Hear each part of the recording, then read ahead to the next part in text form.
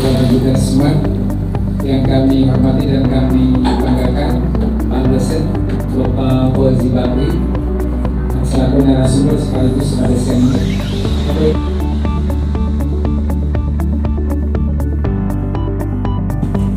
Bismillahirrahmanirrahim. Assalamualaikum warahmatullahi wabarakatuh. Yang saya hormati Pak Rusaman sebagai Kepala SMA Negeri 54 Jakarta, Bapak Ibu Wakil Kurikulum, Wakil Kesiswaan, Wakil Sarpras, ya, Bapak Ibu guru semua di SMA 54. Alhamdulillahirrahmanirrahim, hari ini kita ada waktu untuk berbagi pengalaman, ya. Moga-moga pengalaman yang saya punya bisa dimanfaatkan oleh Bapak Ibu.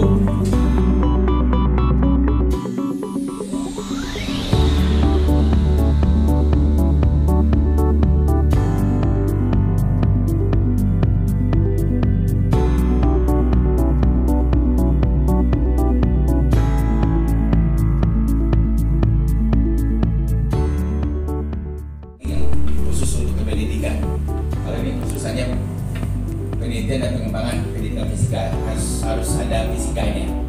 Jadi buat Bapak Ibu yang lain ada jurnal lain lagi. Penelitian dan kalkulasi ini kalau kita diskusikan dari nol itu bisa berjam-jam ini. Ya. Jadi mungkin Bapak Ibu sudah punya pengalaman, ya, tentang penelitian tindakan kelas. Nanti silakan Bapak Ibu memberikan pendapatnya tentang gimana kesulitannya, ya, gimana kesulitan Bapak Ibu dalam melaksanakan penelitian tindakan kelas, sehingga itu saya janji untuk bisa mendampingi Bapak Ibu, ya. Moga-moga di tahun depan di 2024 Bapak Ibu bisa sampai menerbitkan artikel dari Bapak Ibu, PTK Bapak Ibu, ya. Coba saya tidak hanya buat pendapat Bapak Ibu dulu. Siapa yang sudah puas dengan cara mengajarnya sekarang? Nggak ada. Berarti Bapak Ibu sudah PTK.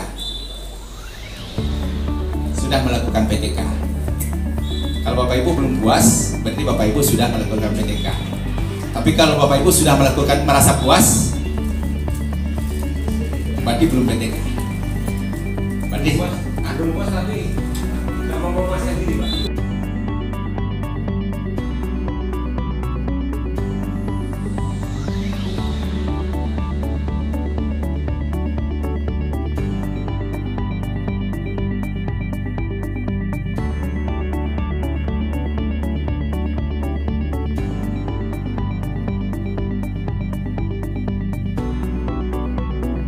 Menginginkan anaknya lebih kritis. Apa upayanya untuk dia lebih kritis? Ya.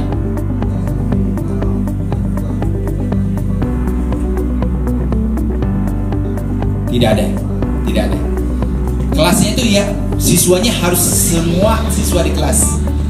Atau Bapak Ibu mau ngambil beberapa siswa bermasalah boleh juga.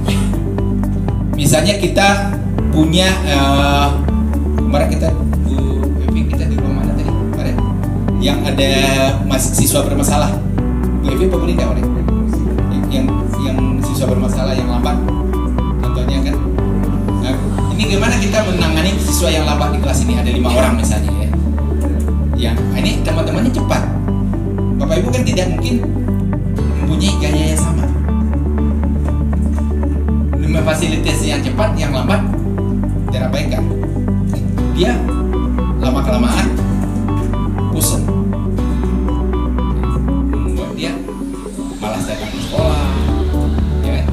Nah, bagaimana kita membuat yang lambat ini bisa mengejar yang cepat? Upaya itu PTK. Cukup dengan 5 orang itu yang kita treatment bisa jadi PTK.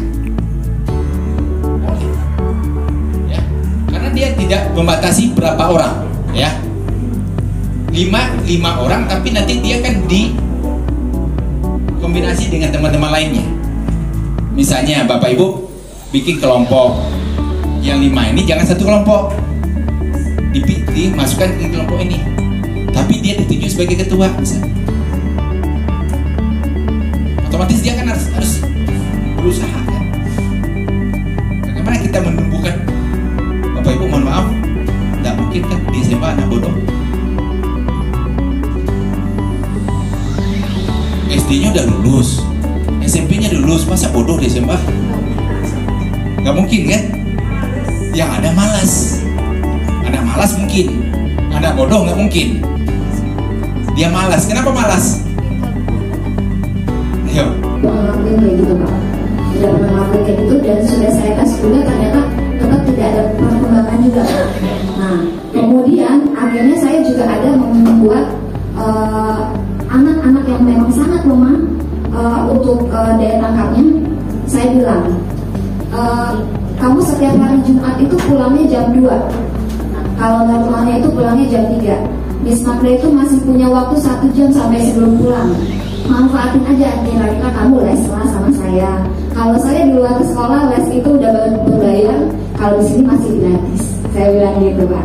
Dan untuk beberapa anak yang memang dasarnya punya apa ya Pak, punya keinginan untuk maju walaupun lemah, mereka datang nih Pak, betul ke saya. Ada beberapa anak, tapi selebihnya yang masih malas-malas ini yang belum datang-datang. Mudah-mudahan nggak malas lagi. Oke, siap. Ya. Oke, kita balik ke PDK dulu ya. Nanti kita itu nanti sebenarnya sudah menentukan masalah nanti itu ya. Oke, Bapak Ibu, ini perbedaannya antara PDK dengan eksperimen.